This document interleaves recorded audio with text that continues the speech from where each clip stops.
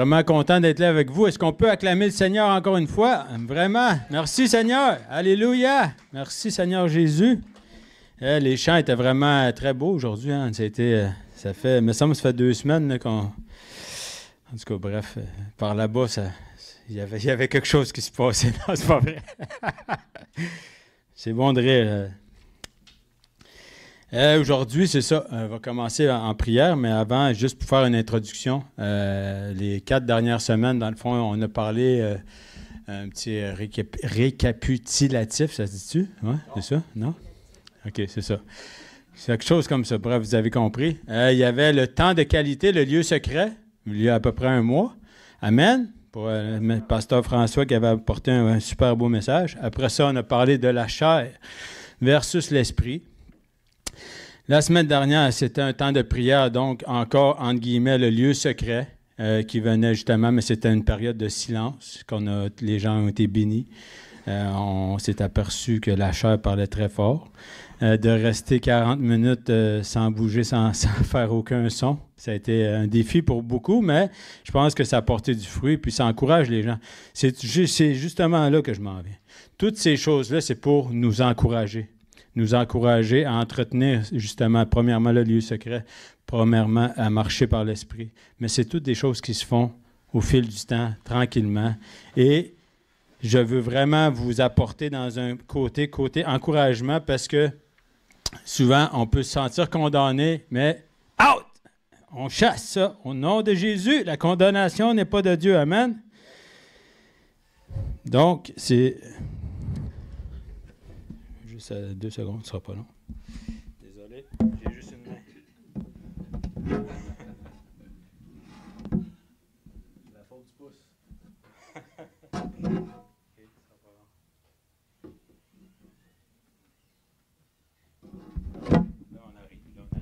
Voilà. Non, pas de problème. Il y avait un rack à micro, mais là, j'ai juste besoin d'une main.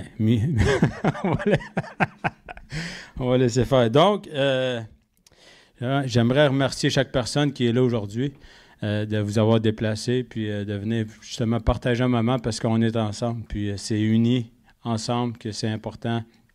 Les assemblées, c'est très important. C'est important, comme je disais, le lieu secret, mais c'est important aussi d'être rattaché à notre Église locale et avec nos frères et sœurs. Amen? C'est important. Merci, gloire à Dieu, puis merci Seigneur. On va prier. Merci Seigneur, je veux te remettre ce temps entre tes mains, Seigneur Jésus. Vraiment, prends le contrôle, dirige ma bouche, prends vraiment le contrôle pour que chaque personne puisse entendre ce que toi, tu voulais leur dire personnellement. Peut-être des personnes qui ont déjà entendu, mais des fois, c'est juste pour rafraîchir. Des fois, c'est juste pour réaiguiller. Des fois, c'est pour encourager. Mais Seigneur, c'est toi. Prends le contrôle. Viens vraiment enlever tout ce qui n'est pas de toi et pour vraiment que les personnes puissent saisir ton amour pour que les gens puissent être agréables pour toi, Seigneur Jésus. Merci, Seigneur, pour tout ce que tu fais dans nos vies aussi. Puis merci, Seigneur, pour chaque personne qui s'est déplacée. Amen. Yes. Bon. Aujourd'hui, sujet, ça va peut-être avoir de l'air un petit peu tordu, mais c'est pour l'encouragement. Amen. C'est important, c'est la suite. Là, moi, je suis, comme je disais, j'ai fait une rétrospective. Hein, c'est mieux, ça, rétrospective. Oui, j'ai fait une rétrospective. Mon français, il change en marchant. Je vais venir tranquillement. Il faut que je marche derrière François. Le titre que je pourrais dire, mais ce n'est pas un titre, c'est plus un encouragement, c'est soyons honnêtes avec lui. Amen. Mais encore plus, il est là le punch, encore plus envers nous-mêmes.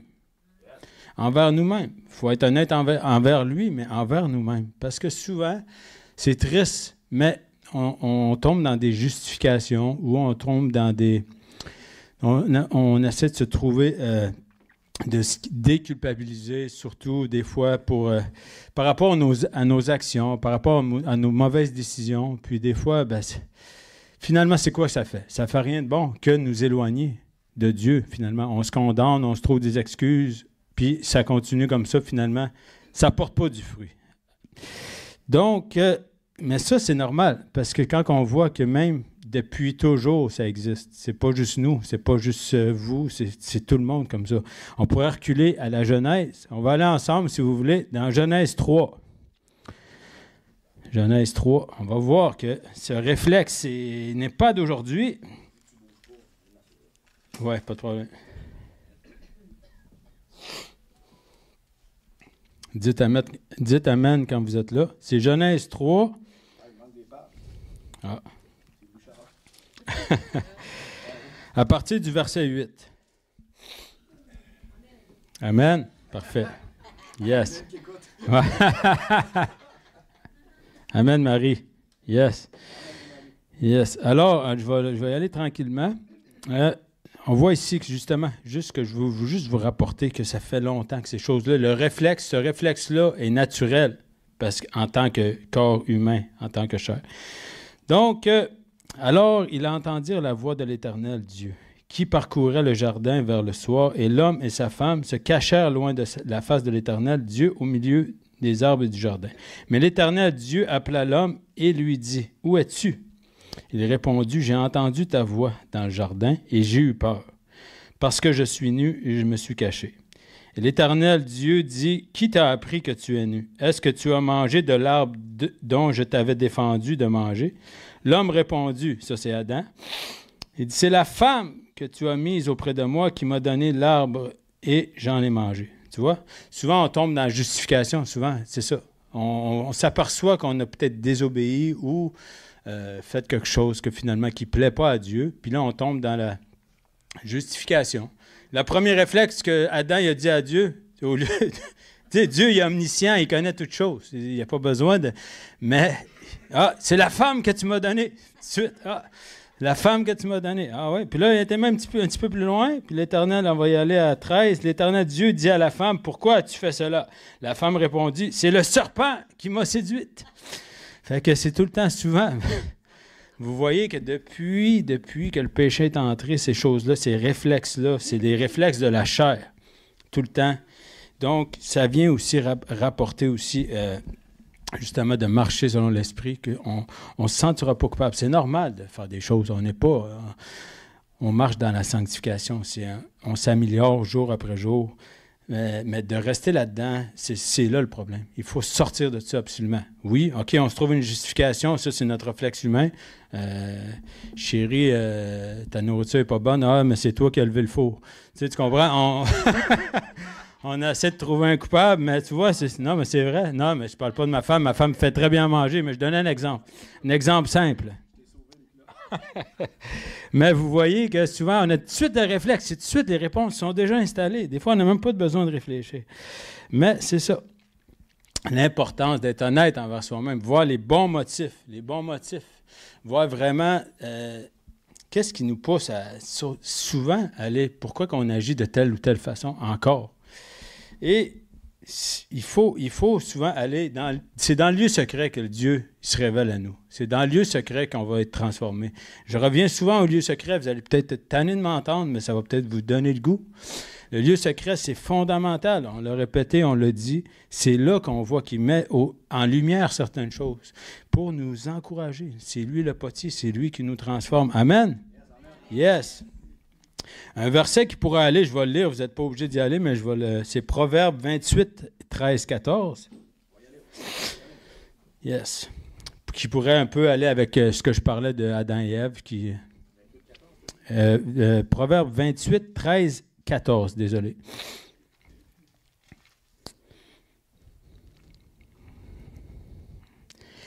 « 13. Celui qui cache ses transgressions ne prospère point, mais celui qui les avoue et les délaisse obtient miséricorde. » On a un bon papa.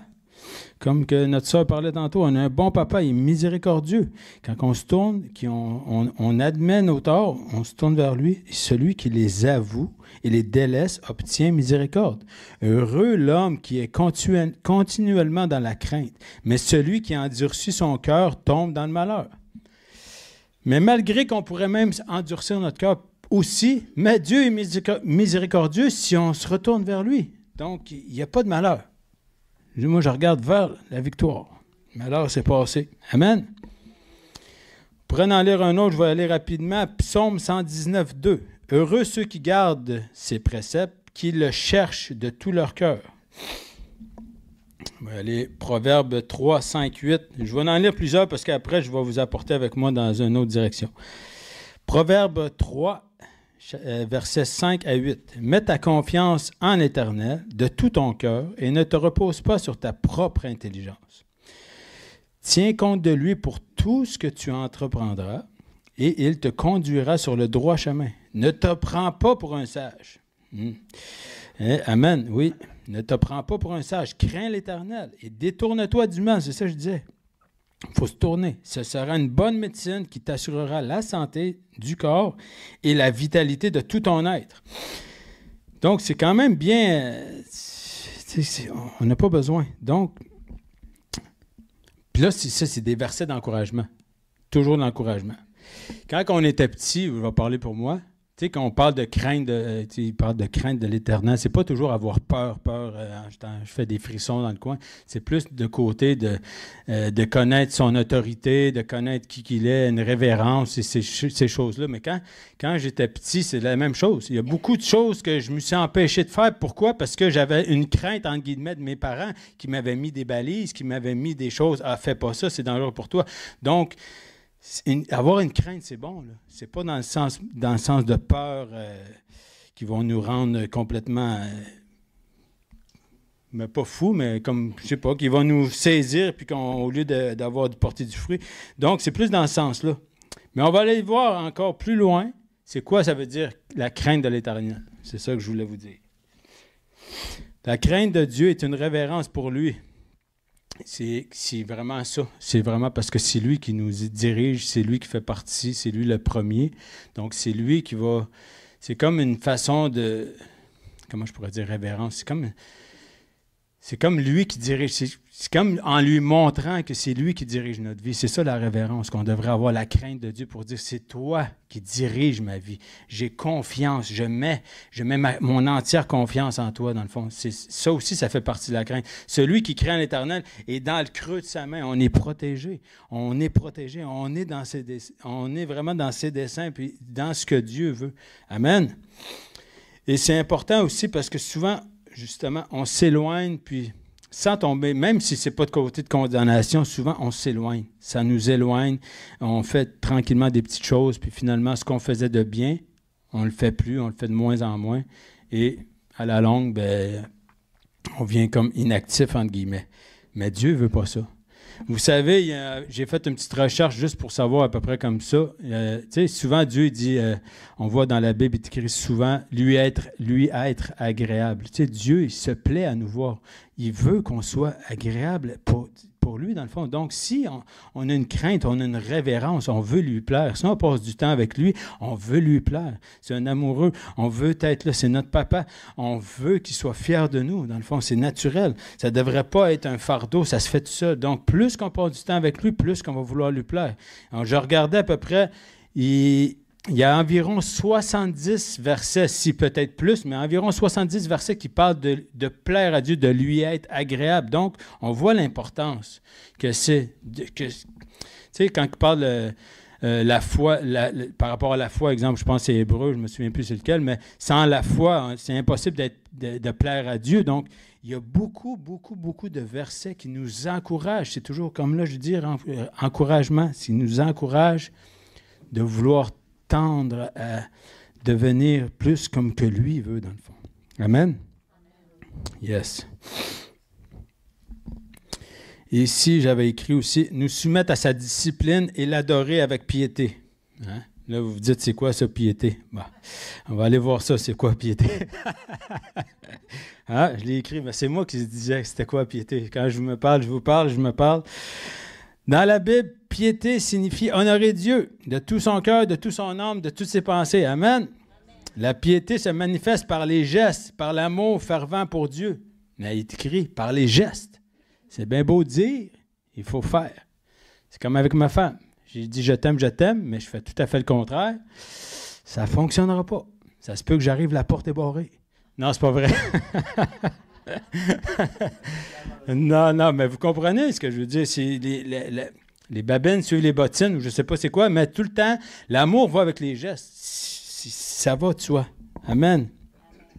On va aller lire un verset, c'est 1 Jean 3, 20 à 22.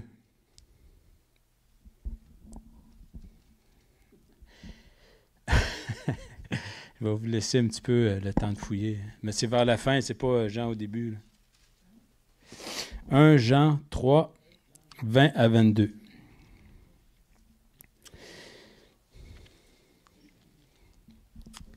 Yes. Car si notre cœur nous condamne, Dieu est plus grand que notre cœur. Il connaît toutes ces choses. Toutes choses. Bien-aimés, si notre cœur ne nous condamne pas, nous avons de l'assurance devant Dieu. Quoi que ce soit que nous demandions, nous le recevons de lui parce que nous gardons ses commandements et que nous faisons ce qui lui est agréable. Amen. Donc, quand on marche, quand on est dans ce que Dieu aime, puis tout ça, ben, on a de l'assurance. Il dit, approchons-nous du trône de la grâce avec assurance et non avec découragement. Parce que celui qui demande avec foi et avec assurance, ben, Dieu agit. C'est toujours comme ça. Et il faut arriver la tête haute. Comme François parlait tantôt, c'est important. Amen. Y a-tu, je demanderais à quelqu'un, je ne sais pas, quelqu'un qui a n'importe qui, là, je vous fais travailler. Y a-t-il quelqu'un qui veut, vous avez un petit long passage, j'aimerais ça que quelqu'un le lise. Hein? On sort du moule. C'est Psaume 25. De 1 à 15. Hein? C'est quand même bien. Hein? On va faire travailler les gens. Travailler en équipe. Psaume 25, de 1 à 15. Go, Marie. Ah, tu savais, hein? Ton esprit disait que j'étais pour te choisir. Ah, ouais. Oui. Amen.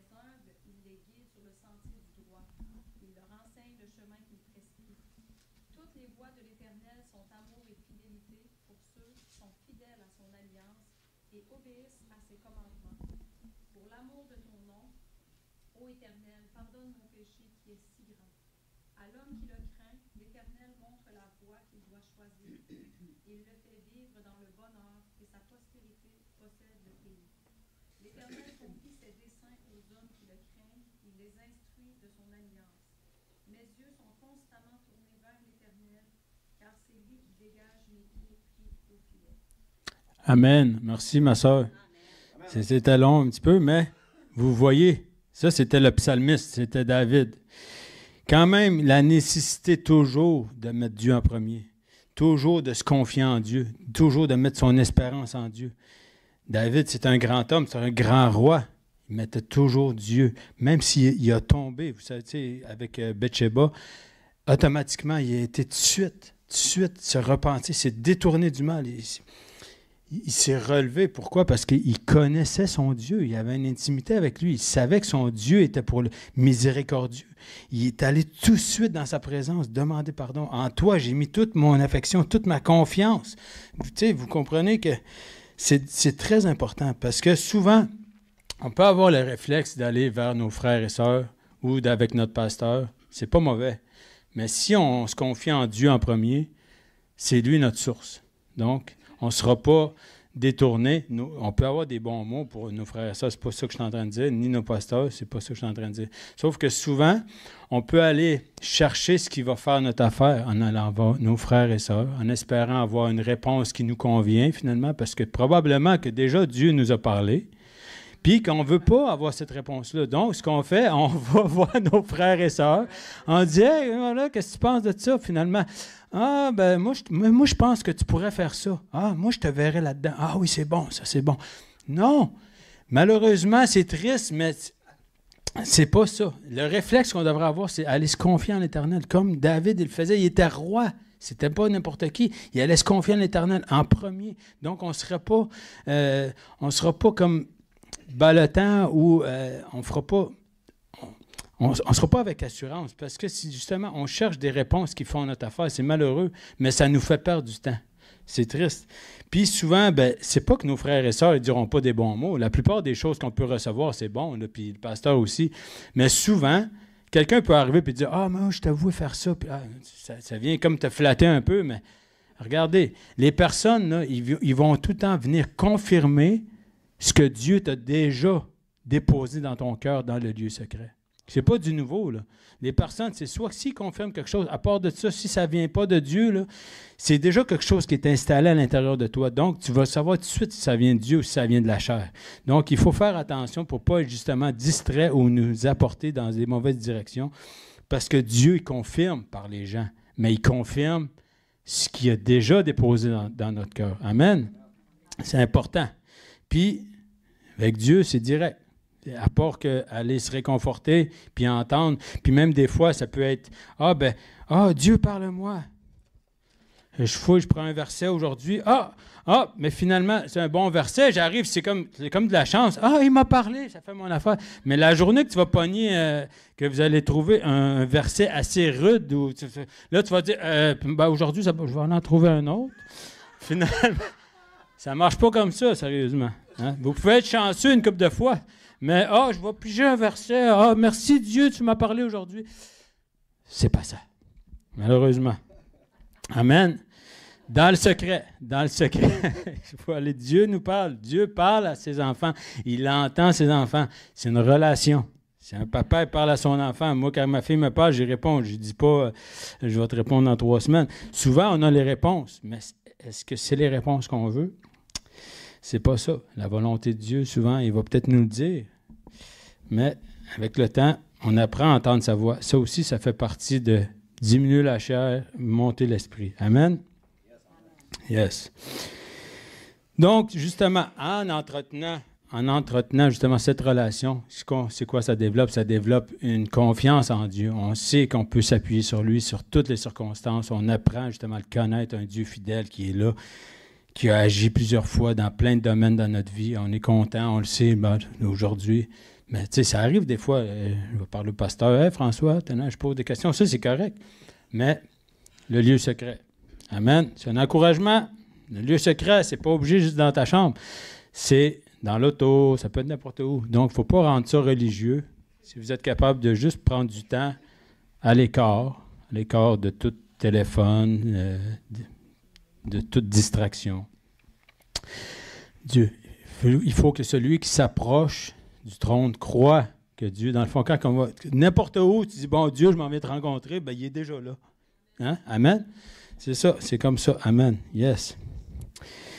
Il faut s'approcher avec lui aussi avec un cœur sincère. Un cœur sincère. Parce que oui, il est omniscient, mais Dieu, c'est ça qu'il aime. Ça, c'est comme du gaz pour lui. Tu sais, il y a la foi qui l'active, ça, c'est multiplié par 150. Mais le cœur sincère, Dieu, il voit au cœur. Dieu voit au cœur. Donc, si on s'approche devant lui avec un cœur sincère, Dieu, il va voir qu'on arrive devant lui avec l'humilité, qu'on est humble, qu'on reconnaît nos erreurs, qu'on reconnaît nos fautes. Seigneur, c'est comme la joie. Bon, regarde, je te pardonne. Je te pardonne. Je te pardonne. C'est important. On a un bon papa. Amen.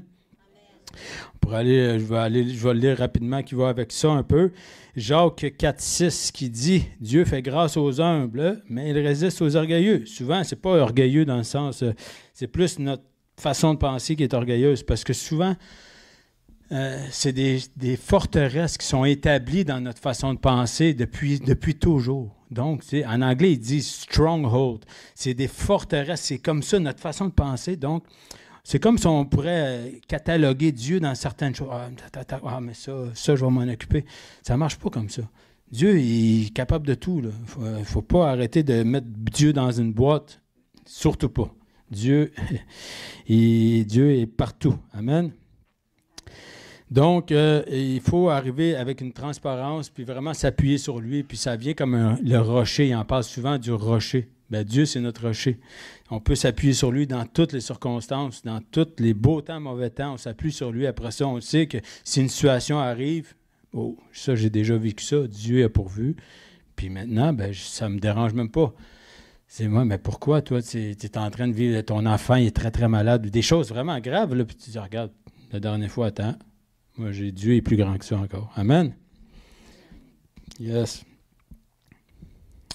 On va aller voir, c'est ça. Là, j'ai fait comme une petite liste. J'avais trouvé des noms tantôt, mais là, j'ai changé. Ça va être, on va aller pour les inconvénients et les avantages. Hein? Là, tantôt, j'étais conséquences négatives et conséquences positives. Ça sonnait pas bien. Conséquences, on va poubelle.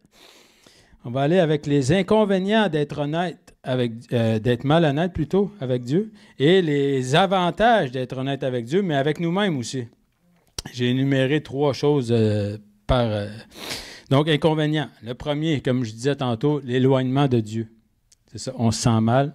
On s'éloigne, on ne fait plus notre routine, on ne va pas voir notre amoureux.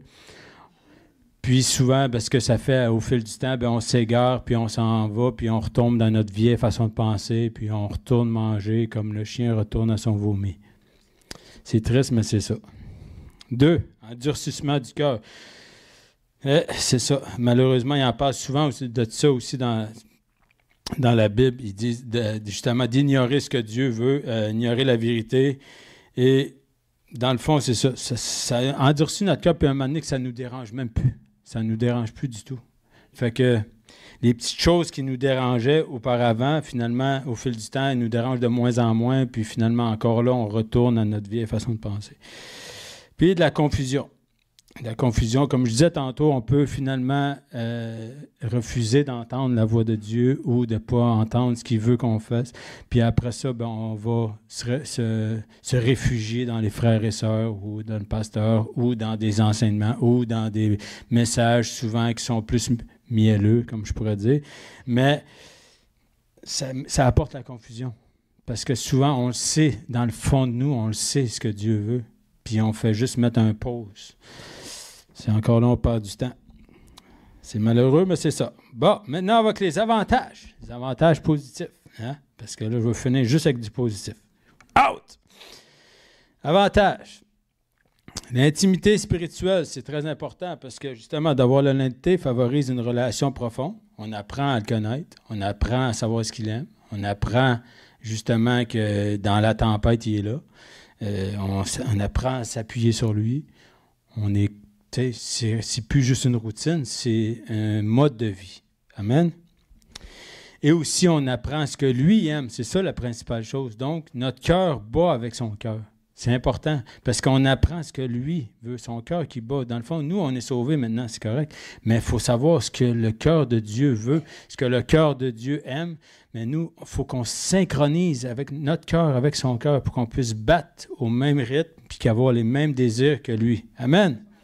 Yes. Donc, la croissance spirituelle, après ça, justement, en admettant nos faiblesses et nos erreurs, mais là, on s'approche du trône de Dieu avec assurance. Donc, c'est quoi ça fait? Ça veut qu'on vient, on a de l'assurance, on n'est plus des chrétiens abattus, on est capable de se lever la tête puis de dire, bon, mais merci Seigneur, tu m'as relevé, merci pour ton pardon.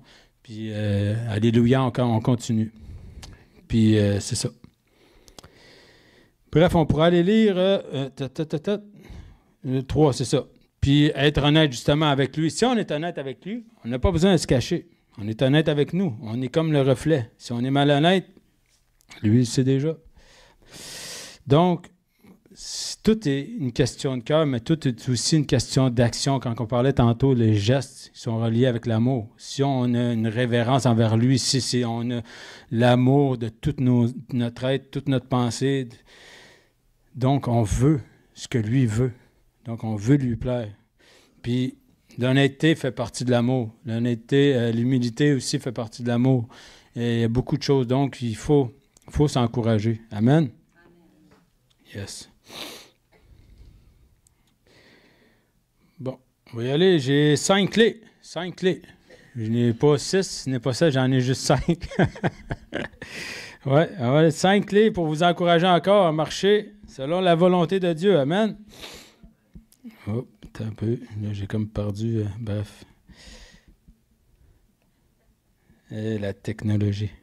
D'une main en plus. Ouais. OK, c'est pas pire, c'est pas pire. Bon, voici. Non, j'ai pas d'empreinte, non, désolé. 5 clés. Donc, justement, ça revient pas mal à tout ce que j'ai déjà dit, mais je vais y aller rapidement. Je vais juste les citer, puis après ça, on va plus parler entre nous. Premièrement, la sincérité. Deuxièmement, engagement envers la vérité, envers lui. Adopter une attitude d'acceptation de la vérité, même si, comme je disais tantôt, même si parfois ça vient nous... ça porte du fruit. Hein? Quand on voit la vie des gens qui vont bien, puis qu'on se dit pourquoi eux, ça fonctionne, puis pourquoi qu'eux, ça a l'air d'être facile. Mais non, c'est pas facile. Comme on a déjà parlé, tous les grands hommes de Dieu, vous regarderez les jeans, ils ont probablement des trous dans les genoux. Fait que c'est pas facile. Ça a de l'air de l'extérieur. Nous, on voit ça comme des spectateurs. Mais tout ce qui est rendu visible, c'est tout le temps qu'ils ont passé dans l'ombre. Amen. Donc, relation continue avec Dieu, c'est ça que je disais. Puis, de reconnaître la dépendance. Reconnaître la dépendance envers lui.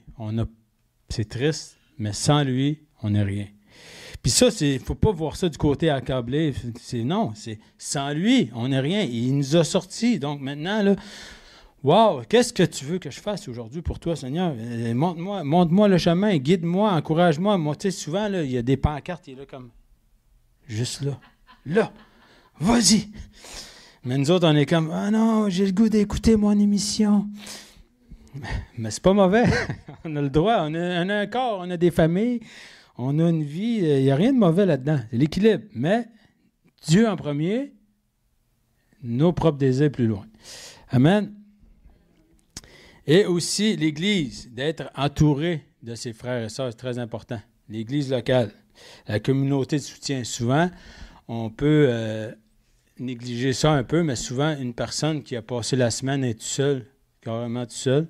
Oui, il y a Dieu, tout ça, sauf que pour cette personne, peut-être le dimanche, la seule journée qu'elle est capable de rencontrer d'autres personnes, de fraterniser, de recevoir un peu d'échange, d'amour, peut-être juste un encouragement d'une autre personne, parce que oui, il y a le lieu secret, Dieu nous restaure, mais c'est important d'être avec nos frères et sœurs pour qu'on puisse s'encourager. Amen. Donc, il y a une expression que j'aime beaucoup, il y en a deux expressions, mais il y en a une qui, souvent, on dit en québécois, mais je vais essayer de le dire en mieux. Dis-moi avec qui tu te tiens, dis-moi qui tu fréquentes et je vais te dire qui tu es. Hein? C'est vrai, c'est vrai. Si tu passes ton temps à vivre comme tu vivais avant, malheureusement, tu vas avoir les mêmes réflexes que tu faisais avant. Si tu passes ton temps avec tes frères et sœurs, tu vas avoir l'image de tes frères et sœurs. Il y en a un autre que c'est... On est la moyenne des 5 personnes avec lesquelles on passe le plus de temps. Ça, c'est très vrai, ça. Donc, c'est pas en train de dire de mettre tout le monde dans la rue, là. C'est pas ça que je vous dis. C'est pas ça que je vous dis. Mais l'importance de regarder si les personnes qui sont dans notre entourage ont les mêmes valeurs que nous. Et c'est important parce que souvent, on peut avoir un clash. On arrive avec des personnes, on se sent déjà là. Malheureusement, nous ne sommes plus de ce monde, comment je pourrais dire, entre guillemets, mais c'est ça. Il a rendu vraiment comme une distance qui s'est créée. Donc, on voit des choses qui nous dérangeaient pas avant, qui nous dérangent aujourd'hui. Puis, on ne peut pas fonctionner comme ça parce que là, on va être attristé. Ça va nous rendre malheureux de vivre de la même façon où on ne peut pas fonctionner. On ne peut pas fonctionner de deux côtés. Tu ne peux pas avoir un pied dans le monde ou un pied avec le Seigneur. Un jour, il va y avoir un mur. C'est triste, mais c'est ça. Donc, d'être en communion avec nos frères et sœurs. T'sais, on a nos familles, on a nos amis. Amen, c'est important. Mais il faut faire attention avec qui qu'on est. Amen. Yes. Donc, je vais y aller avec 3 versets. Je vais vous faire travailler un petit peu. Ça, c'est pour l'encouragement. Psaume 84, 6.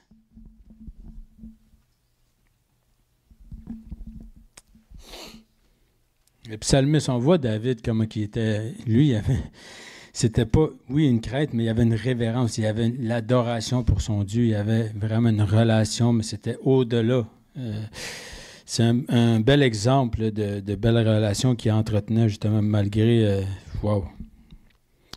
Psaume 84, 6. Heureux ceux qui placent en toi leur appui.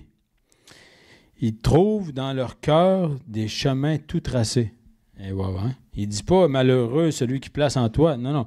Heureux ceux qui placent en toi leur appui. Ça veut dire, appuyons-nous sur notre Dieu, appuyons-nous sur notre Seigneur, appuyons-nous sur les valeurs qu'ils nous ont communiquées. Ils trouvent dans leur cœur, ils ne trouvent pas ailleurs, ils trouvent dans leur cœur des chemins tout tracés. On va aller avec Proverbe 16, 3.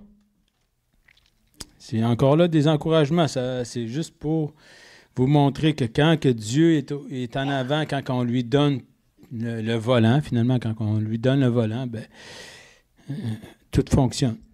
Recommande à l'Éternel tes œuvres et tes projets réussiront. Hein? Il a-t-il dit, fais pas de projet? Non, il a dit, recommande tes projets, recommande à l'Éternel tes œuvres et tes projets réussiront. Ça ne veut pas dire qu'on n'a pas le droit de rien faire, qu'on n'a pas le droit d'avoir des rêves, ces choses-là. Mettons Dieu en premier. Incluons Dieu, c'est notre associé. On peut lui parler. Dieu, il va peut-être te dire, oui, ça marche, mais attends, pas de suite, tu as d'autres choses de plus importantes. C'est juste de recommande à l'Éternel. Il faut l'inclure dans la décision. C'est pas une chose très importante, parce que souvent on fait ça. C'est qu'on essaie de rentrer Dieu dans nos désirs ou dans nos rêves, puis de dire, ben, Dieu va se glorifier après. Oui, probablement, Dieu se glorifie toujours. Mais si c'est nos désirs charnels, on ne peut pas mettre Dieu dans nos décisions. Dieu ne t'a pas poussé à faire telle chose. Mais maintenant que tu l'as fait, tu peux te tourner vers lui et dire, ben là, tu veux-tu venir m'aider? Peut-être qu'il est trop tard, mais il va venir parce qu'il y a un cœur miséricordieux. Amen. Donc, l'incluons, c'est notre associé, c'est important. Il faut s'appuyer sur lui. On va aller avec un autre que vous connaissez beaucoup, Psaume 37, 4. La Bible dit, « Fais de l'Éternel tes délices, il te donnera ce que ton cœur désire. » C'est un encouragement toujours, un encouragement. Il ne dit pas qu'on va vivre comme à manger des insectes, puis avec comment il appelait ça, une chose de laine, avec Jean, les disciples de Jean. On est en 2023, hein? Il y a des choses qu'on va... Dieu est dans tout. Hein? Dieu il permet le bonheur. On n'est pas... comment je pourrais dire? Tu sais, ceux qui vivent, qui n'ont plus rien, puis... mais pas minimaliste, mais bref, vous comprenez un peu, là, ceux qui sont comme un peu Salt Lake City, là, les Amish. Bref, on retournera pas. Vous comprenez ce que je veux dire? Je ne suis pas en train de dire que c'est pas bon. Je veux dire que Dieu, l'important là-dedans, OK, on rit, l'important, ce que je vous encourage, si vous pouvez juste retenir ça, allez pour le fun, allez lire chez vous, là, prenez cette semaine une couple de versets, là. Il y en a environ 70. Allez lire 3-4 versets par jour sur ce qui plaît à Dieu, ce que Dieu aime. Puis vous allez voir que finalement, Dieu, il a un cœur pour nous, il a un cœur, puis il veut tout le temps, il recommande tes projets à l'Éternel. Dieu, il veut être impliqué, c'est son cœur, il veut battre avec notre cœur, il nous aime, on est sa création. Donc, c'est la volonté de Dieu, mais sa volonté, ça devrait être un encouragement de tendre vers sa volonté, qui devienne notre volonté, sa volonté. Vous comprenez? Bref. Donc, pour faire une rétrospective, hein, je l'ai dit comme il faut. Ouais, là, c'est quoi? Il faut savoir comment ça s'écrit, par exemple. Mais non, c'est pas spé. Mais on va faire une rétrospective. Donc, lieu secret, du temps de qualité. Après ça, là, on va comme faire un wrap-up, là, on va pas partir sur d'autres choses, c'est important. Lieu secret, Seigneur, vraiment, là, ça fait plusieurs mois qu'il me mettait ça à cœur, vraiment, puis même François, la même chose, on ne sait même pas parler. Lieu secret, connaître sa volonté, la chair versus l'esprit, apprendre à entendre sa voix. Des fois, lui, il la connaît, notre voix. Vous n'avez pas besoin. Il connaît très bien notre voix, il connaît très bien nos désirs. On n'a pas besoin d'aller devant. Oh, mais Dieu, j'aimerais, faire une liste comme un Père Noël. Non! Ce n'est pas un Père Noël. C'est un bon papa. Apprendre la voix de Dieu. Être honnête avec Dieu, mais avec nous. Puis, tu sais, souvent, on entend la voix de Dieu. Puis, justement, comme je disais tantôt, on veut peut-être. Des fois, on essaie de se détourner, mais des fois, on doute. Des fois, on doute. Ça, c'est important ce que je veux dire là. Des fois, on doute, on est dit, c'est-tu vraiment de Dieu?